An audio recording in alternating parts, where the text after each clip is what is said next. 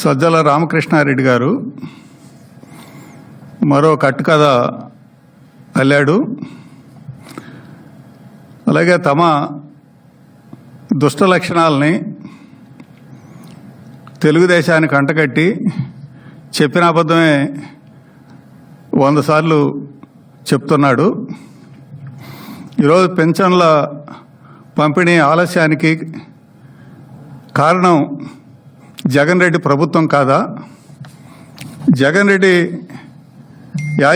రెడ్డి కుటుంబ యాజమాన్యంలో ఉండే సాక్షి పత్రిక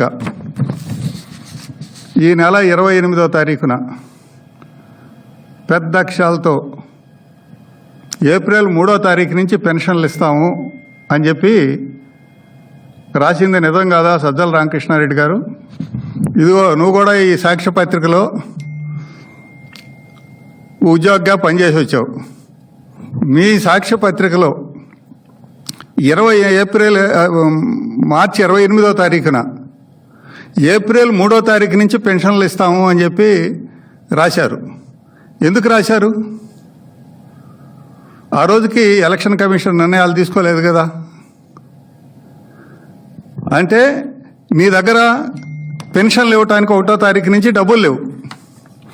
డబ్బులు ఎందుకు లేవు? ఉన్న డబ్బులన్నీ కూడా అట్టగే తెచ్చిన 1000 కోట్ల అప్పులు ద్వారా తీసుకొచ్చిన 1000 కోట్ల రూపాయలని కమిషన్ పుచ్చుకొని మొత్తం మీ కాంట్రాక్టర్లకి దోచిపెట్టావు కదా.